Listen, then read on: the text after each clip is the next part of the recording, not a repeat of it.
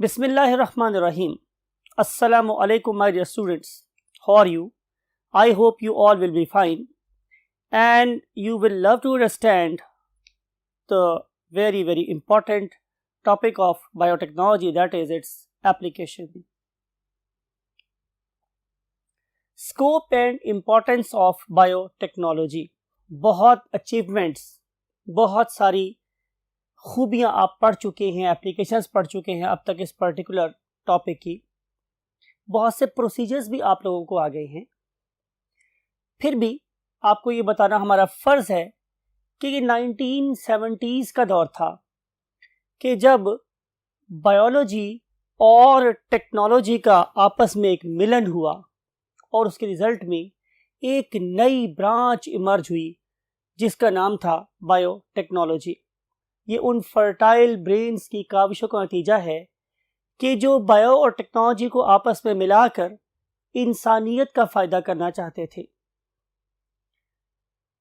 हम आपको बताना चाह रहे हैं कि biotechnology is not a pure science. जैसे मैंने अभी बोला है, ये तो बेसिकली बायो और टेक्नोलॉजी का कॉम्बिनेशन है।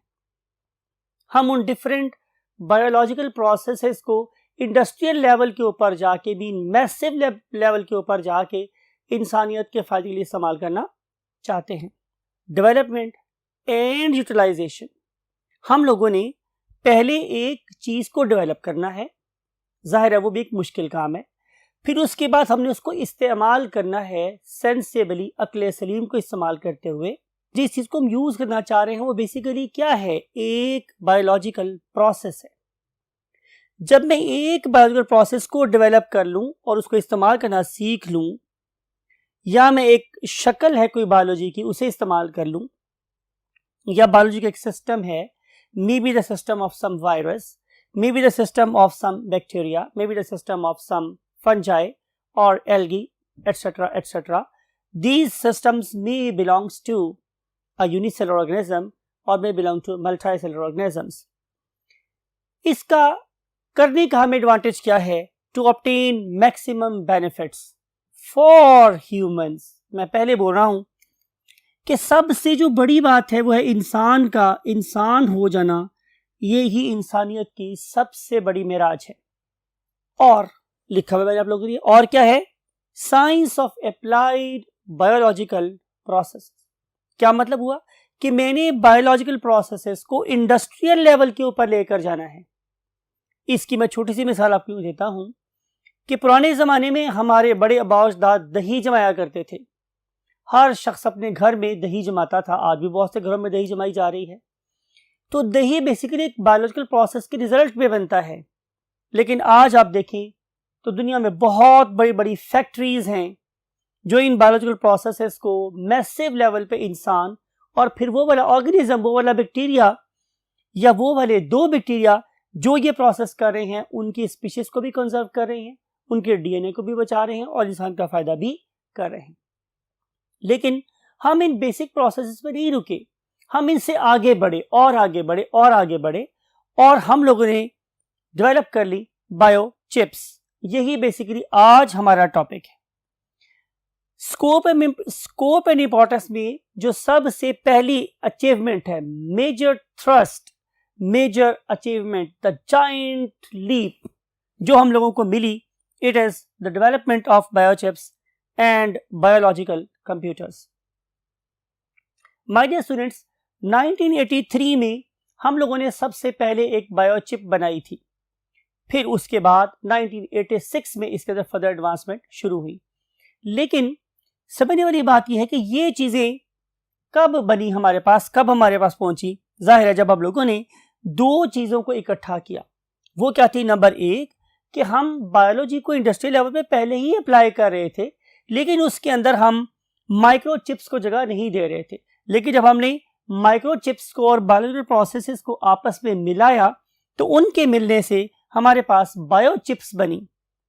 बायोचिप्स, बायोलॉजिकल प्रोसेसेस, बायोटेक्नोलॉजी और माइक्रोचिप्स को मिला के क्या हम लोगों ने biochips. It is one of the major thrust or achievement of this particular branch that is called as biotechnology. अब अगर आप इस मकाम पे पहुंचना चाहते हैं जिसे हम क्या बोलते हैं बायोचिप, या आप डेवलप करना चाहते हैं बायोलॉजिकल कंप्यूटर्स, तो उसके लिए आपको बहुत सी एफर्ट्स करना पड़ेगी. You have to learn genomics, you have to understand what are basically genes, what is basically DNA, what is RNA. And you know very well, when we have understood the process of what transcription and replication, then we know how we can convert them into proteins, that is the expression of the gene, and it is called as a proteomics. तो आप लोगों को ये भी बताना चाहिए, ये भी बताना चाहिए. फिर आपको ये भी बताना चाहिए कि मैं किसी पर्टिकुलर चीज को अगर किसी अंडरस्टैंडेबल सिग्नल में कन्वर्ट करना चाहता हूं और वो अंडरस्टैंडेबल सिग्नल अगर कंप्यूटर इस्तेमाल कर रहा है, तो मुझे कंप्यूटर में इस्तेमाल होने वाली लैंग्वेजेस को भी अंडरस्टैंड करना चाहिए. तो that is called as a computational biology, कि हम बायोलॉजिकल रिएक्शंस को, प्रोसेसेस को कंट्रोल करने के लिए, मॉनिटर करने के लिए, उनकी यील्ड को मैक्सिमाइज करने के लिए कंप्यूटर को कैसे यूज कर सकते हैं. Then definitely we have to have assistance of pharmaceutical. तो ये सब जब ये सारी चीजें आपस में मिल जाएंगी, एक इहाता करेंगी बहुत बड़ी फील्ड का, तो तभी हम यहाँ पे पहुंचेंगे और हम बना सकेंगे बायोचिप्स और बायोलॉजिकल कंप्यूटर्स. अब देखेंगे हमारे स्टूडेंट्स के आखिर बायोलॉजिकल चिप्स और बायोलॉजिकल कंप्यूटर्स बनाने का क्या एडवांटेज है. तो इसके लिए we have to go to the next part of the board. Yes my dear students, now we want to understand the advantages of making biochips and biological computers. तो पहली बात यह है कि my dear students, using these things or chips or biological computers, we can understand different biological processes. यानी कि कुछ processes हम देंगे और उन पर्टिकुलर प्रोसेसेस को यूज करने के बाद with in a very brief period of time हम बहुत से प्रोसेसेस को अंडरस्टैंड करने के काबिल हो जाएंगे. एक टर्म है जिसे हम बोलते हैं आर्टिफिशियल इंटेलिजेंस. जब हम आर्टिफिशियल इंटेलिजेंस देते हैं इन पर्टिकुलर चिप्स को, तो वो खुद से उन पर्टिकुलर रिएक्शंस को अंडरस्टैंड करवा के उससे अंडरस्टैंडेबल डाटा में कन्वर्ट करना शुरू कर देती है. Why we want to understand biological processes? Definitely हमारा एक ही गोल है, हमारा एक ही मकसद है कि हम अंडरस्टैंड करें डिजीजेस को. और अगर हम डिजीजेस को अंडरस्टैंड करेंगे तो डिजीजेस को अंडरस्टैंड करके हम उनके बैक एंड पे होने वाली एब्नॉर्मैलिटीज को समझेंगे और फिर हम मोलेक्युलर लेवल पर जाके उन एब्नॉर्मैलिटीज को भी ठीक करने की कोशिश करेंगे. तो day by day we are reaching very close to the molecules और मॉलिक्यूल्स के जो एब्नॉर्मैलिटी कॉज करती हैं या जिनको अगर हम ठीक कर दे तो एब्नॉर्मैलिटी खत्म हो सकती है. हम बात करेंगे माइक्रोचिप्स के बारे में कि माइक्रोचिप्स को इस मकाम तक लाने में बेसिकली दो बड़ी फील्ड्स ऑफ साइंस का ताल्लुक है. उनमें से एक का नाम ज़ाहिर है बायोलॉजी और एक का नाम क्या है, फिजिक्स. बायोलॉजी ने हमें दिए बायोलॉजिकल प्रोसेसेस के ये सारे के सारे काम अगर आप करना चाहते हैं तो आपको कौन कौन सा प्रोसेस अंडरस्टैंड करना चाहिए. लेकिन उन पर्टिकुलर प्रोसेसेस को सिखाने के लिए, दिखाने के लिए या करने के लिए आम तौर पे हमें बहुत बड़ी बड़ी डिवाइसेस का सहारा लेना पड़ता है. मिसाल के तौर पे अगर मैंने कोई रिएक्शन दिखाना हो अपनी लेबोरेटरी में, तो मुझे इस्तेमाल करनी पड़ सकती है एक बहुत बड़ी पाइपेट, एक बहुत बड़ी ब्यूरेट, एक बहुत बड़ा बीकर, एक बहुत बड़ी सुराही फॉर एग्जांपल जिसे हम फ्लास्क बोलते हैं, and different types of very very precious reagents जो बहुत ज़्यादा क्वांटिटी में इस्तेमाल होते हैं. लेकिन अगर यही चीज़ मैं एक माइक्रोचिप में डाल दूं तो मुझे क्या करना पड़ेगा कि मुझे सिर्फ और सिर्फ रीजन्स डालने पड़ेंगे.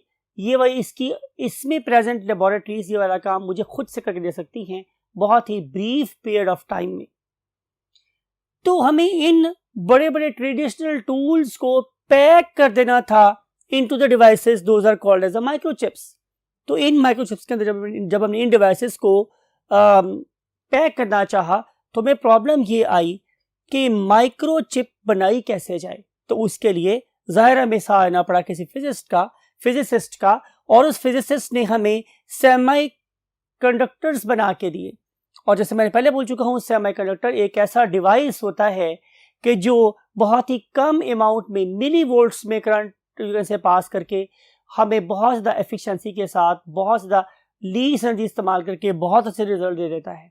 तो हम लोगों ने उन ट्रेडिशनल टूल्स को छोड़ के माइक्रो मिनिएचराइजेशन को यूज किया और इस माइक्रो मिनिएचराइजेशन के रिजल्ट में हम बनाने में कामयाब हो गए what these particular chips known as the biological chips और बायोचिप्स। अगर आप किसी भी बायोलॉजिकल चिप को देखें तो जैसे मैंने यहाँ एक्सप्लेन किया था कि वो तो बहुत सी मिनी लेबोरेटरीज से मिलकर बनी हुई है। वो अलग बात है कि इन लेबोरेटरीज में होने वाली रिएक्शन बायोलॉजी ने दिए, लेकिन उनको एक सेमीकंडक्टर के रूप में कन्वर्ट करने के लिए जाहिर हमें जरूरत किसकी पड़ी, फिजिक्स के लोगों की। अब इस मिनी लेबोरेटरीज के अंदर हंड्रेड से लेके थाउजेंड्स तक बायोलॉजिकल रिएक्शंस इकट्ठे चल सकते हैं। हमारी लिमिटेशन क्या थी कि हम एक वक्त में एक एक्शन कर रहे हैं, लेकिन यहाँ पे डिवीजन ऑफ लेबर हमें क्लाइमेक्स पे नजर आती है। एक इस किस्म की छोटी सी कुदरती लेबोरेटरी नेचर ने आपके ब्रेन के अंदर भी लगा रखी है। एग्जाम्पल ज्यादा दी जा सकती हैं। मिसाल के तौर पे आप लोगों की pituitary, that is a master gland, it is simultaneously controlling all other glands of the body more और लेस। सिमिलरली आप लोगों का हाइपोथैलेमस भी एक मिनी लेबोरेटरी है जो एक ही टाइम पे डिफरेंट इनपुट्स के सॉल्यूशंस और इनपुट्स को ले रहा होता है। समझ लें कि हमें इंस्पिरेशन एक माइक्रोचिप की यहीं से ऑब्टेन हुई कि इतना छोटा सा ऑर्गन इतनी पूरी बॉडी के अंदर प्रोड्यूस होने वाले डिफरेंट किस्म के रिएक्शंस को कैसे कंट्रोल कर सकता है। तो अगर आपसे कोई बंदा पूछे कि हमारी बॉडी में प्रेजेंट किसी माइक्रोचिप की एग्जांपल बताओ, लिविंग माइक्रोचिप की एग्जांपल बताओ, तो मैं आपको कहूंगा कि आप पिट्यूटरी और हाइपोथैलेमस का नाम लें, बिकॉज इसके अंदर बहुत सारे सेंटर्स हैं, बहुत सी लेबोरेटरीज हैं जो डिफरेंट किस्म की इनपुट को एक वक्त में लेती हैं और एक वक्त में टेस्ट करके फॉरन रिजल्ट जनरेट कर देती हैं और फॉरन मेरी बॉडी से रिजल्ट शो करती है in the terms of response. Right, इसका मुझे फायदा क्या होगा कि researchers and doctors and members of pharmaceutical associations and their researchers they can screen thousands of analytes, यानी कि मैं बहुत से रिएक्टेंट्स को और प्रोडक्ट्स को, यानी कि वो सारे के सही चीजें जो किसी भी एनालिसिस में इस्तेमाल हो सकती हैं। ऐसा भी हो सकता है कि एक रिएक्शन का प्रोडक्ट दूसरे रिएक्शन का रिएक्टेंट हो, तो इसलिए हमने वहां पर यह वर्ड यूज किया एनालाइट।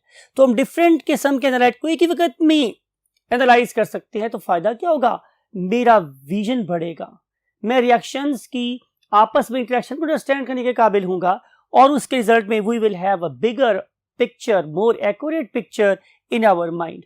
राइट, जाहिर है इसका फायदा एनालिसिस में होगा, कॉजेटिव एजेंट्स को फाइंड करने में होगा और डिजीजेस को फाइंड करने में होगा।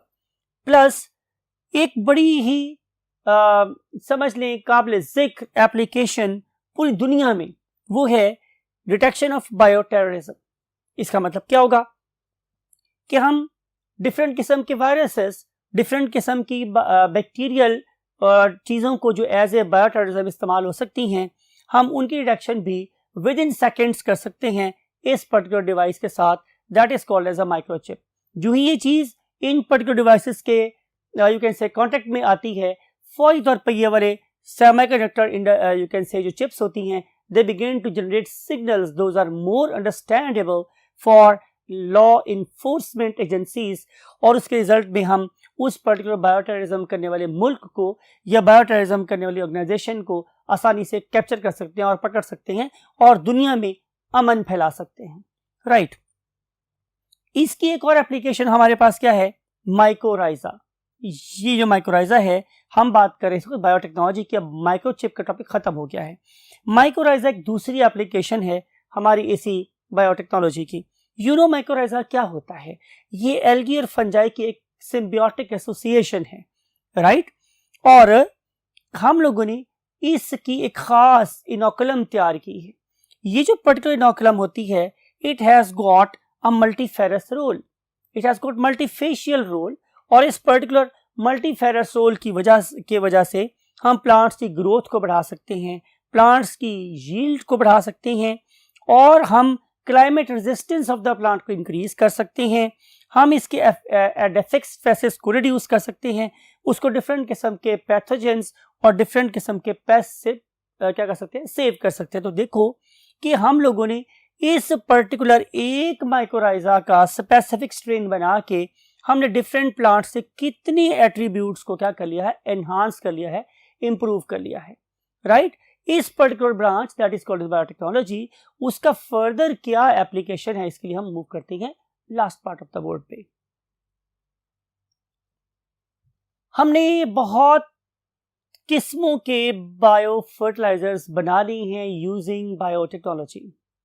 हम करते क्या हैं, हम माइक्रोबियल इनोकुलेंट्स बनाते हैं। What is meant by microbial inoculant? आपको पता है इनोकुलेशन क्या होता है, किसी जगह पे चीज को पहुंचा देना, दाखिल कर देना, डाल देना। तो मैं क्या करूंगा कि मैं डिफरेंट किस्म के माइक्रोब्स बनाऊंगा और उससे अपनी डिजायर्ड जगह पे इनोकुलेट कर दूंगा, रख दूंगा। तो उसके रिजल्ट में क्या होगा कि मेरे पास लिविंग फर्टिलाइजर प्रोड्यूस होना शुरू हो जाएगी। मीन टू से फर्टिलाइजर प्रोड्यूस होना शुरू हो जाएगा by means of a living organism. इसकी वजह से आप लोगों के प्लांट को ग्रोथ के लिए न्यूट्रिएंट इनपुट आना शुरू हो जाएगी, राइट। प्लांट को ग्रोथ के लिए फर्टिलाइजर वो ये वाले माइक्रोब्स ग्रेजुअली स्लोली प्रोवाइड करते रहेंगे। इसका एडवांटेज क्या है? इसका एडवांटेज ये हमारे स्टूडेंट्स के खामखा की extra loss in the terms of production and in the terms of availability नहीं होगी, क्योंकि आपको पता है कि अगर ये ज्यादा प्रोड्यूस होंगी तो उसकी वजह से हमारे एनवायरनमेंट के ऊपर भी इफेक्ट पड़ेगा। हमारी सॉइल क्वालिटी डिस्टर्ब होगी, हमारे एनवायरनमेंट क्वालिटी डिस्टर्ब होगी, हमारी एयर क्वालिटी डिस्टर्ब होगी। तो हम ये नहीं चाहते।